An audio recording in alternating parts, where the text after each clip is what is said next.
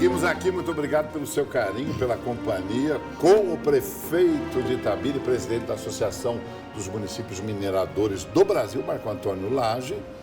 Terminado o programa da Alterosa, agora no YouTube, Marco. AMIG, você é presidente de um dos maiores, se não for o maior município minerador do Brasil. Estamos falando de Minas Gerais. Minas e o Pará deve ter mais de 80% do minério, né, da exploração do Brasil.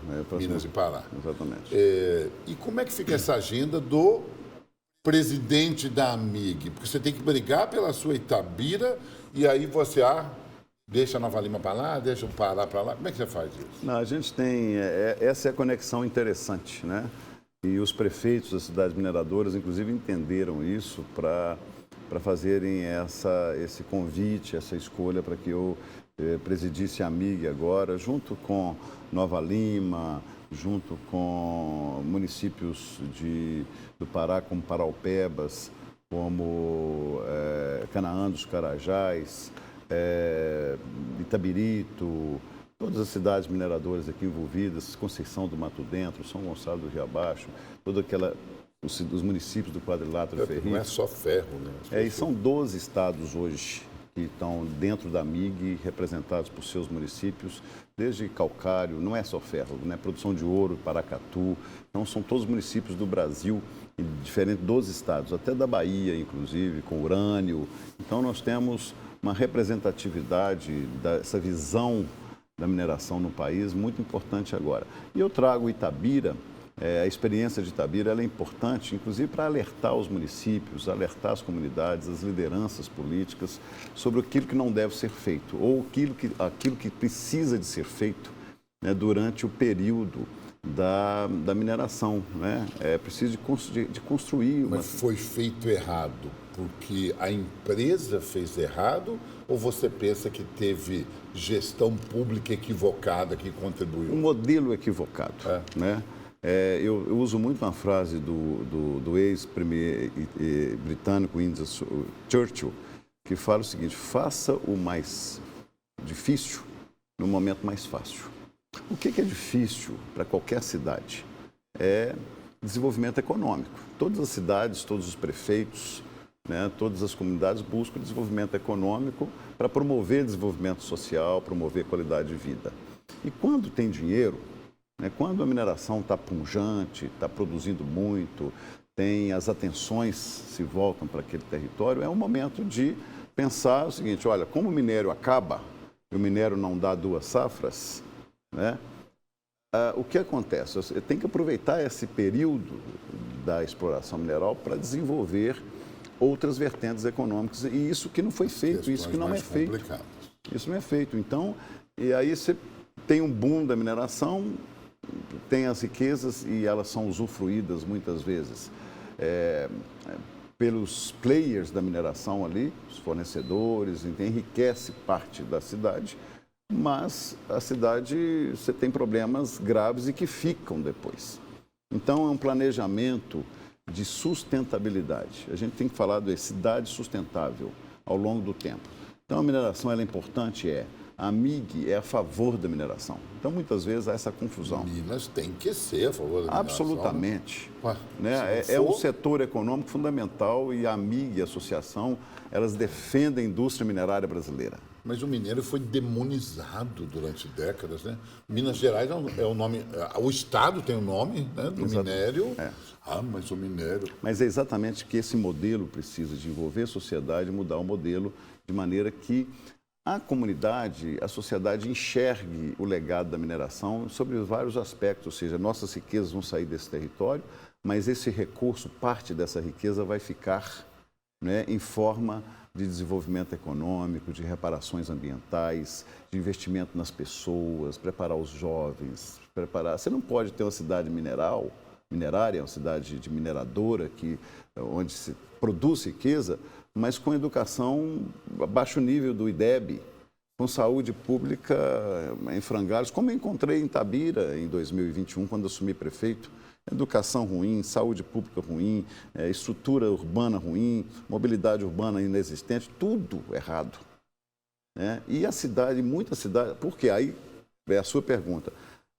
É problema da gestão pública, muitas vezes. Ou da maior empregadora. E a empregadora e a mineradora que não se preocupa com isso, ela paga seus impostos, gera os seus empregos e lava as mãos, né? E cuida de como ela autorregulamenta, se autofiscaliza. É um problema que a MIG batalha com o governo federal hoje, porque aí, quando acaba o minério, a mineradora simplesmente vai embora, vai para outro território, né? E fica para trás todo o ônus da mineração e todo o empobrecimento e esvaziamento. Esse modelo tem que mudar no Brasil. Então, eu uso Itabira hoje para mostrar como prefeito, faltando 15 anos para o minério acabar para a exaustão mineral. Qual que é o grande drama da cidade? Então, qual que é o grande desafio que fica? E agora a gente convocou a Vale para participar disso, para a gente criar um case positivo. E o Brasil precisa, e a MIG luta por isso, precisa de fiscalizar melhor, né? Nós precisamos de estruturar a Agência Nacional de Mineração, que é desestruturada.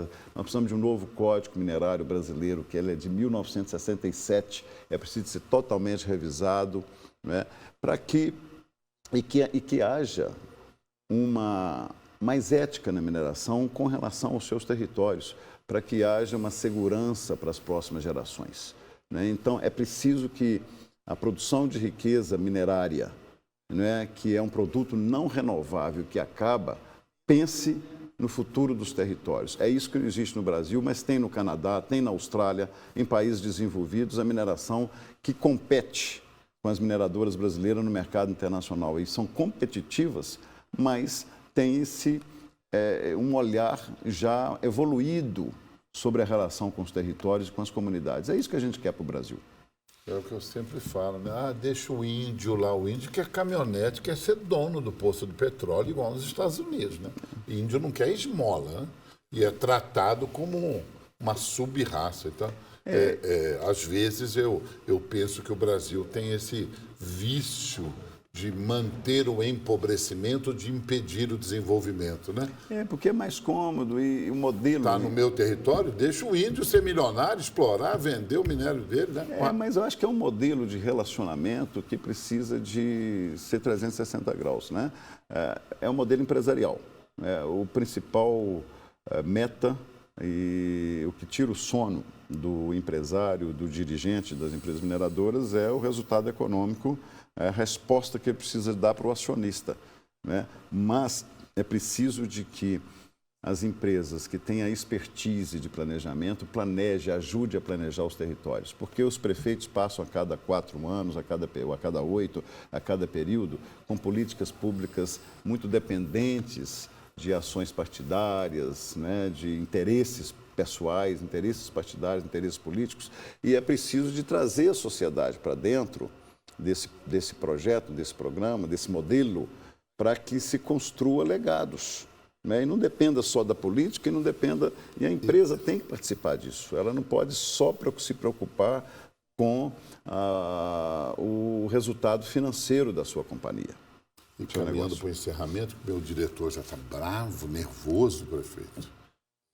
Vamos para a política. Os prefeitos passam, mas passam os governadores, os presidentes, os deputados, todo mundo passa. Ano político pesado.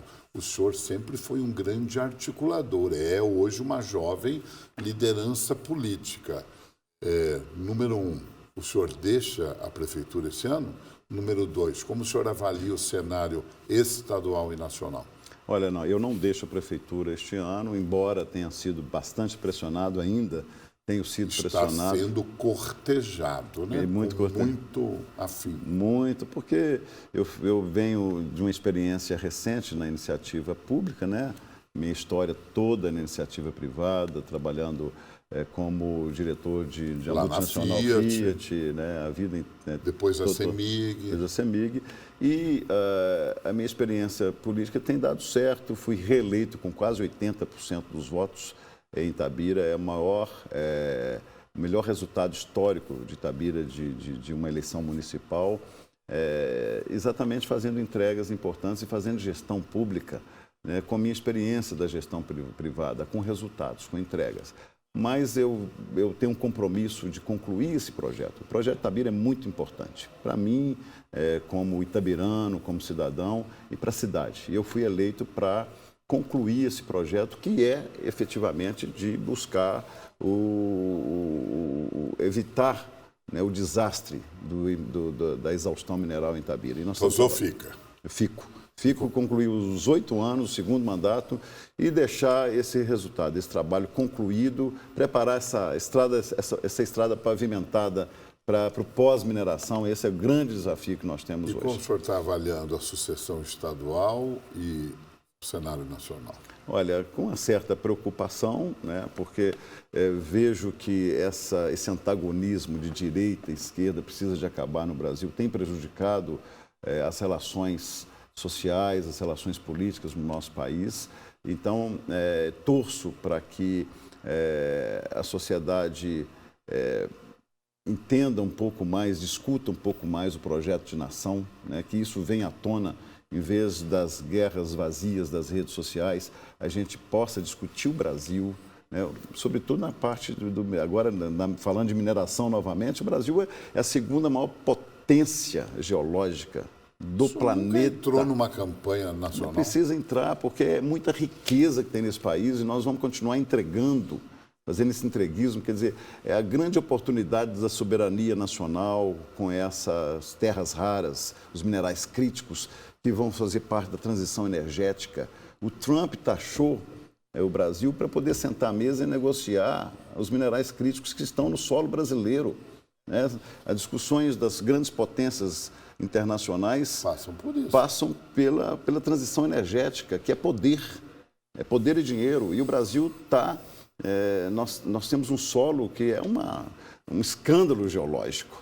Então, nós precisamos de usar isso muito bem, a gente precisa discutir isso, precisa discutir soberania nacional. E não ficarmos deitados eternamente em berços esplêndidos. E continuar exportando nossas montanhas, né, nossa matéria-prima, né, sem resultado para um país com essa potência toda. Minas Gerais. Está confuso, hein? Tem muito candidato, muita gente, vai para lá, vai para cá. Olha, Carline, eu sinceramente não tenho dificuldade nisso, eu torço também para que a gente tenha um próximo governador que realmente tem uma visão estratégica, que consiga negociar, que tenha habilidade de negociação sobre essa dívida bilionária de Minas Gerais, que não deveria ter se o minério de ferro fosse taxado, né, devidamente. A Lei Candir, por exemplo, exonerou de imposto à exportação. Todo minério que nós exportamos, a gente não ganha R$1, né? Então, é uma dívida que não deveria existir, mas eu torço para que haja um governador com habilidade para negociar, para compor isso, porque Minas também é um estado que ele define uma eleição federal, uma eleição nacional. Então, é importante essa composição política e é importante um governador que tenha essa visão também, né, de gestão e de articulação, né, econômica, política, para que Minas Gerais realmente volte a ser. E esses nomes existem na avaliação? Olha, eu não tenho dificuldade para dizer. Olha, eu torço muito pelo Rodrigo Pacheco. O senhor é muito amigo dele. Eu conheço, sou e tenho uma proximidade. A proximidade não é por amizade, é por conhecer a competência, a capacidade de gestão, de articulação. É um mineiro, agora 2 vezes presidente do Congresso Nacional, com essa experiência política, um jurista, conhece profundamente as leis deste país, com articulações internacionais. Entendo que ele é o mais preparado para uma nova fase, para essa fase que Minas Gerais vive hoje. Então, o senhor defende o senador Rodrigo Pacheco como governador? É o seu candidato? Vejo com apreensão esse recuo dele, porque acho que ele é o melhor nome para Minas Gerais nesse momento. É o melhor nome para realmente virar essa página da crise fiscal do Estado e colocar Minas de novo no trilho do desenvolvimento. Marco, muito obrigado pela sua presença aqui no Em Minas, na TV, aqui no Portal UAI. Foi uma honra receber. Eu que te agradeço, Carlinhos. Volte sempre. Voltarei. Obrigado. Tá aí o menino prefeito Marco Antônio Lage, jovem, dando lições aí para o Brasil. Vamos prestar atenção. Tchau, pessoal.